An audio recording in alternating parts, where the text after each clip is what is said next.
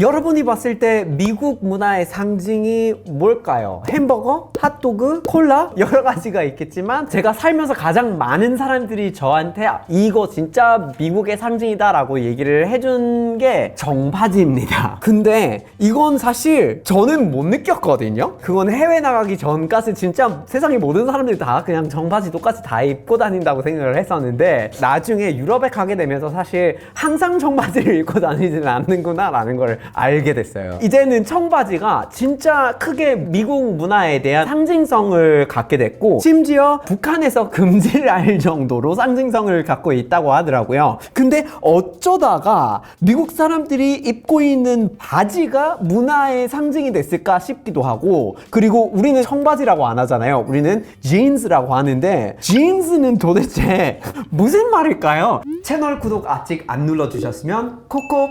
몰랐는데 찾아봤더니 지인스가 미국 문화의 상징이 됐다는 게 너무 아이러니하다는 생각이 들었어요. 평상시에 또 청바지를 많이 입으실 수도 있는데 북쪽에 올라가시면 못 입으시잖아요. 사실 최근에도 뉴스에 난 거 있었는데 북한에서 BBC에서 나온 어떤 정원 가꾸기에 대한 다큐를 방영할 때가 있었어요. 근데 이제 방영을 하면서 정원 가꾸기 하는 영국인의 바지를 블러 처리를 했습니다. 북한은 원래 90년대 때부터 청바지가 금지가 되어 있었어요. 그러니까 미국 제국주의의 문화를 장려한다, 자본주의의 소비 문화에 이런 거를 장려한다 라고 생각을 하기 때문에 금지를 해버린 건데, 시대가 달라지면서 우리 청바지도 달라졌고 북한의 지도자도 달라졌는데 최근에 이제 김정은이 스키니 진스를 금지했다고 합니다. 그래서 어쩌면 이렇게 지구 반대쪽에 있는 굉장히 문화가 다른 나라에서 청바지가 미국 문화의 상징이라고 생각을 하게 됐을까가 궁금하실 수도 있는데, 사실 되게 오랜 시간에 걸친 역사라고 하더라고요. 미국 문화가 사실은 그렇게 오래되지는 않았어요. 그런데 우리가 청바지 얘기를 하는데 100년 넘는 그런 역사라고 하면 저한테 되게 길게 느껴지기는 해요. 청바지가 어떻게 시작이 됐냐면요, 19세기 이제 미국 경제를 뒷받침하는 근로자의 바지를 만드는 계기에서 나온 거예요. 리바이스는 아시죠? 캘리포니아에서 갑자기 골드러시가 있으면서 스트라우스가 어떤 원단 같은 거를 수입을 하고 있었어요. 그 원단을 가지고 제이콥 데이비스라는 얘기를 하고 있는데, 서부에서는 갑자기 캘리포니아에 금이 있다고 하니 금광을 만들어야 되고, 금광에서 일을 하는 거는 굉장히 좀 많이 찢어지고 러프한 일이잖아요. 그러면 여기에서 뭔가 납품을 할 수 있도록 스트라우스랑 데이비스가 협력을 해가지고 그 원단을 바지로 만드는 거를 하기로 했어요. 되게 두꺼운 원단이잖아요, 데님이. 그래서 그거를 어떻게 하면 그걸 연결한 부분들이 찢어지지 않게 할 수 있을까, 이런 고민을 하고 있으면서 거의 나사처럼 생긴 금속을 이용하게 된 거예요. 가끔은 팔 뺐다가 한번 앉아버리면 약간 불편한 그게 있잖아요. 그런 거에 대해서 특허를 냈어요. 우리가 알고 있는 청바지의 모습은 그때 만들어졌는데, 여기까지 되게 미국적이긴 해요. 그래서 원단을 가지고 특허를 내서 금을 캐기 위해서 바지를 만들었다.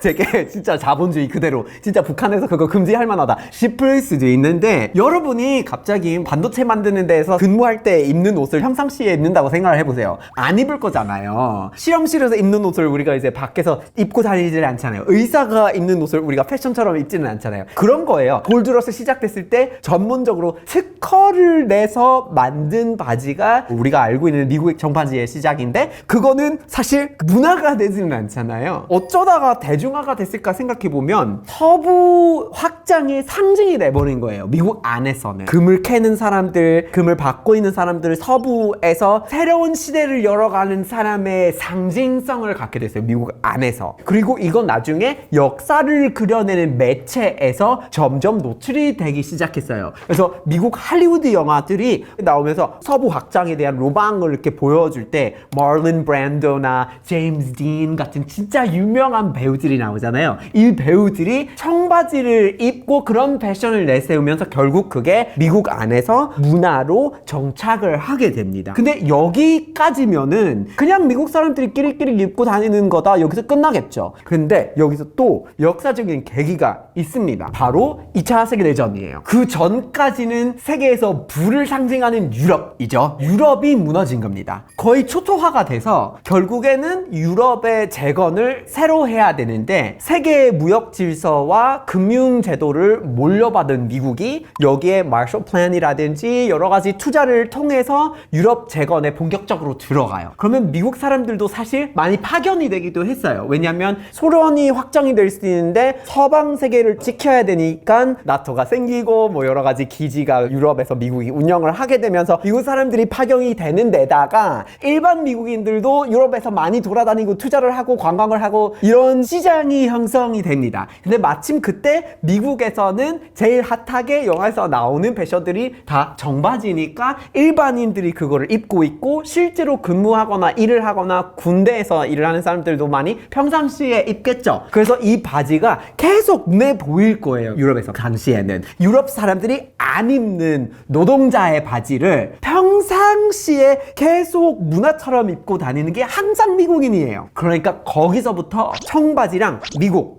붙여서 생각하는 사고가 퍼지기 시작했어요. 그래서 19세기 때부터 20세기 중반까지 걸쳐가야 청바지가 미국적이다. 그리고 그게 쌓여가서 이제는 진짜 큰 상징성을 갖게 됐고요. 사실 시장의 뒷받침도 있었어요. 상품화가 계속되고 있었다는 거죠. 그러니까 할리우드에서 보이고 패션이 있고 그리고 사람들이 평상시에 입고 다니기 편하고 이걸 그러면 많이 팔겠죠? 그러면 이걸 파는 유명한 브랜드가 이제 그때서야 1940년대 되게 정착을 해버립니다. 우리가 알고 있는 유명한 브랜드 청바지를 처음 만들었던 레비 스트라우스의 리바이스가 있고요. 그리고 리랑 랭글러라는 브랜드들이 1940년대까지면은 자리 잡아버린 거예요. 여러분도 아마 지금도 진짜 찐 청바지를 산다 하면 이 세 가지 브랜드 중에 하나 더 사실 수도 있을 것 같아요. 청바지가 미국에 대한 상징성을 갖게 됐는데 지금은 똑같이 생각하고 있을까요? 여러분이 이런 얘기 들어보셨을지 모르겠지만 미국의 문화적인 흐름 아니면 대중문화의 흐름을 청바지로 설명하는 사람들이 있어요. 사실 이거 되게 일리가 있다고 저는 생각을 하거든요. 뭐 북한에서 90년대에 청바지를 금지를 했지만 김정은이 들어오면서 다시 이제 스키니진스를 대중문화가 바뀌면서 그거를 다시 금지시켰잖아요. 그런 것처럼 우리도 사실은 거슬러 올라가면은 과거의 시대를 청바지로 바라보는 시각이긴 해요. 벨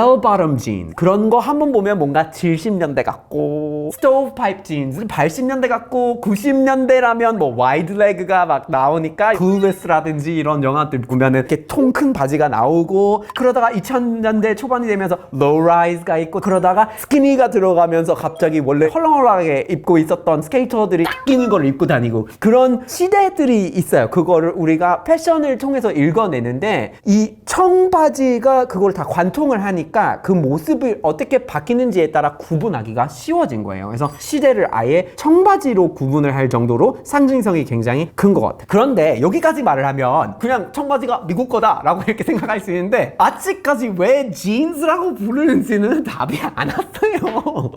왜 진스예요? 그런데 그 이유를 알고 나면은 유럽 거를 베껴서 더 잘 만들었나? 라는 의심을 할 수도 있습니다. 진스라는 말, 그 단어의 어원을 한번 추적해보면 우리가 진짜 청바지가 완전 미국 거다라고 생각하는 걸 깨는 사실들이 나옵니다. 우리가 청바지를 영어로 말하면 jeans라고 부르고 아니면 그냥 denim이라고 할 때가 있는데 jeans는 그 옷의 모양을 말하는 거고 denim은 주로 jeans를 만드는 원단을 말하는 건데 그 두 단어를 추적하잖아요. 물론 이게 패션으로 되게 부각이 됐던 거는 뭐 캘리포니아, 골드러시, 할리우드 등등등 이런 거 있는데 레비 스트로스가 수입했던 원단으로 시작됐잖아요. 그 원단으로 시작됐는데 어디서 수입했을까요? 그거는 미국에서 구할 수 없는 원단이었어요. 이 사람이 독일 남부 출신 사람이잖아요. 원래 유럽 원단이에요, 그게. 근데 그거를 수입을 할 때 공급을 해줬던 회사들의 위치가 정해져 있었거든요. 두 군데예요. 이탈리아 서부에 있는 도시 하나랑 프랑스 남부에 있는 도시 하나였어요. 근데 이 도시들을 보면은 이탈리아 서부에 있는 제노아가 있고 그리고 프랑스 남부에 있는 님이라는 도시가 있어요. 불어로 이탈리아에 있는 제노아를 젠느라고 합니다.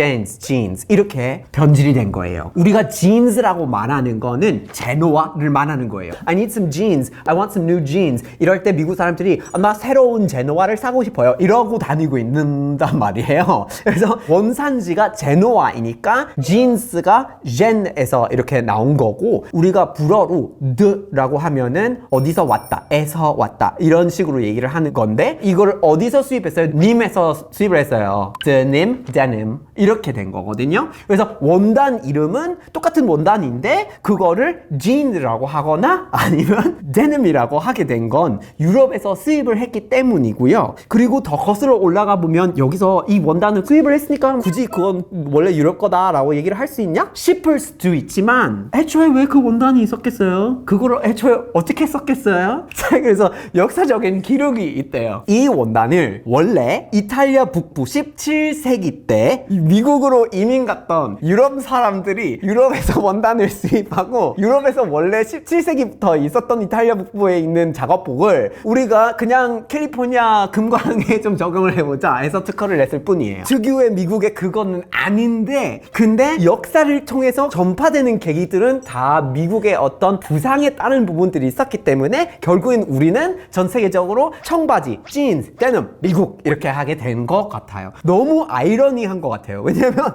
따지고 보면 북한에서 청바지가 자본주의의 상징이다, 제국주의의 상징이다 라고 얘기를 하는데 정작 원조는 노동자입니다. 되게 아이러니한 것 같아요. jeans에 대해서 역사와 단어의 유래에 대해서 같이 얘기를 해봤는데요. 제가 미국 사람이라서 저만 이거 흥미롭게 생각하는 걸 수도 있는데, 너무나 당연하게 생각하는 단어들을 가지고 한번 분석을 해보면 진짜 생각해보지를 못했던 세계사들이 드러나는 부분이 있고, 그거를 따지고 더 들어가서 보면은 세상에 대해서 더 새롭게 이해하게 되는 부분이 있는 거예요. 그래서 앞으로 타일러볼까에서 매일매일 접하는 단어를 몇 가지 가지고 더 파고들어서 거기에 숨겨져 있는 재밌는 이야기를 더 들려드리겠습니다. 바이바이.